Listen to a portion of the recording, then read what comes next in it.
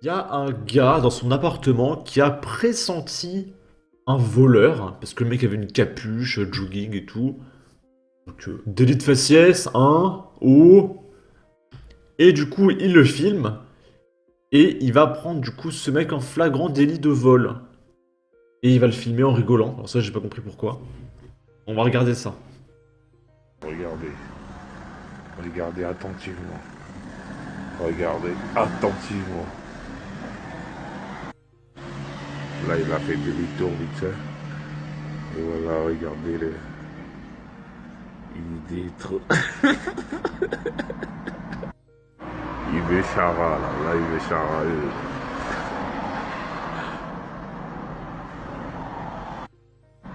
Deuxième tentative. Il arrive, il arrive.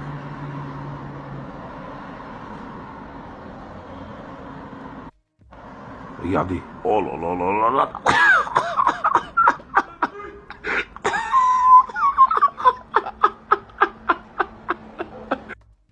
Il pleure carrément. Il est.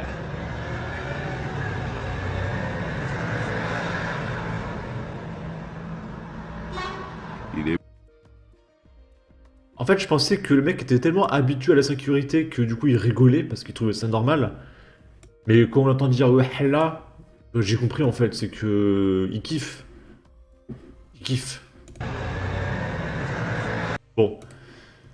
Parce que je pense que ça aurait été un rebeu qui se faisait agresser, il s'en serait battu les couilles. Hein. Il n'y a rien de drôle, tout va bien. Le voleur est arabe, la victime est blanche. Celui qui filme en rigolant est arabe, au vu de l'accent et l'état de son balcon. Oui, c'est vrai que j'ai pas fait la remarque, mais son balcon, c'était ici, là. Sérieux, c'est quoi ça? C'est une poubelle? Il y a un overboard en diagonale, il y a une trottinette en vrac, des vêtements. C'est quoi ce mec, en fait? Et là, il a une antenne, vraiment, mais c'est n'importe quoi. Hein. Je reconnais bien les arracheurs des tilleuls à Blancoc. Gros bouffon, le mec qui filme. Ça le fait bien rire, le gars qui filme. Une trottinette de gamin dans son objectif, on se doute qu'il est papa. Il donnera quelle éducation à ses enfants? Bah, il dira que les blancs ils sont méchants, qu'il faut les défoncer, que la chrétienté c'est à abolir, etc. Bon, ensuite, à Melun, donc là où habite Franjo, il y a un mineur de 16 ans qui a été attaqué au tournevis dans un bus par un mec qui refusait de payer le ticket. L'agresseur est déjà connu de la police. Je sais pas, ce que je comprends pas, le mec refusait de payer le ticket.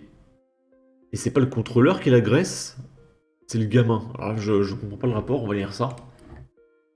Un individu de 23 ans sans titre de transport valide a refusé de payer son ticket. Le ton est monté et un jeune Seine-et-Marnais de 16 ans qui voulait monter dans le véhicule a été pris à partie. Il a été giflé et a reçu 2 coups de tournevis, l'un dans la poitrine, ce qui a déchiré son blouson, et l'autre dans le dos. Sous l'effet du choc, la pointe de l'arme blanche s'est tordue. Par chance, le pronostic vital du mineur n'est pas engagé. Il s'en sort avec 3 jours d'incapacité totale de travail. Avec un coup de tournevis dans la poitrine. Ok. L'agresseur, domicilié à Paris, est déjà connu des services de police et évidemment est toujours en liberté. Connu pour des faits de violence, a été interpellé et placé en garde à vue. L'expertise psychiatrique a démontré qu'il était accessible à une sanction pénale. Donc il n'est pas fou. Il n'est pas fou. C'est la première fois qu'on voit un mec qui subit un examen psychiatrique et on dit qu'il n'est pas fou. Déféré au cours du week-end, il a ensuite été jugé en comparution immédiate au tribunal correctionnel. Les juges ont prononcé son maintien en détention. Ok. Je suppose qu'il a pris, allez, 2 mois de prison, grand max. Qui prend le bus sans son tournevis? Un électricien déséquilibré. Un tournevis fou, ils sont encore relativement rares. Ils sont tous connus de la justice. Que cet agresseur ne s'inquiète pas, un des magnifiques juges français va lui trouver une bonne excuse. Smiley trèfle à 4 feuilles, Smiley on croise les doigts.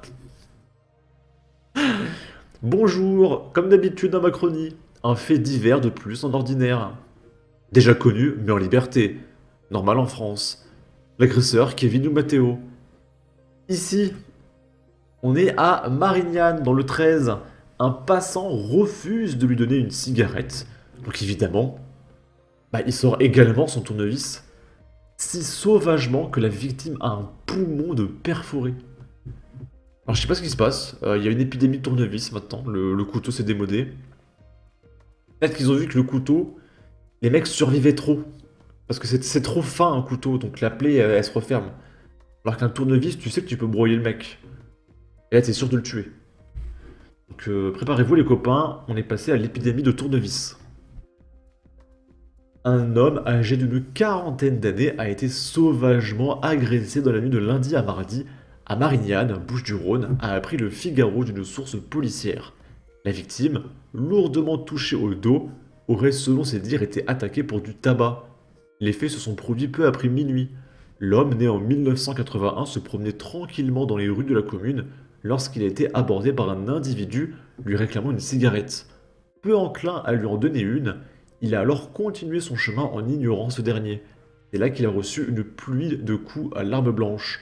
L'agresseur lui a porté plusieurs coups avec un tournevis, atteignant son visage, son dos et son thorax à de multiples reprises en perforant l'un de ses poumons, avant de prendre la fuite. La victime, laissée seule et grièvement blessée en pleine rue, s'est elle-même rendue dans une clinique alors qu'elle souffrait d'une plaie de 10 cm. Quoi 10 centimètres? C'est impossible. Au niveau de la poitrine, l'homme a été transporté à l'hôpital et les forces de l'ordre saisies d'une enquête pour retrouver l'agresseur dont l'identité n'était pas connue ce mardi après-midi.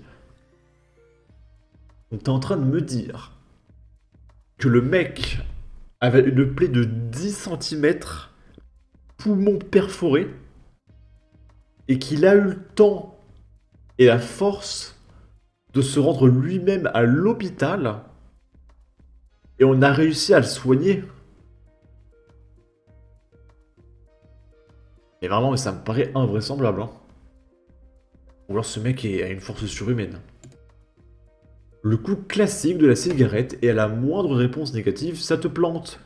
Conclusion gauchiste. Fumer provoque des trous dans les poumons. Et hop, au suivant. Il est trop bien celle-là. Attendez 2 minutes que je recherche les tenues du coupable. Tiens, tiens, tiens. Elle est pas mal celle-là. Elle est pas mal. Il ne le massacre pas pour un refus d'une cigarette. Pour pouvoir le massacrer, il lui demande une cigarette. Comme d'habitude, ce sont des actes criminels prémédités. La France est devenue un coupe-gorge.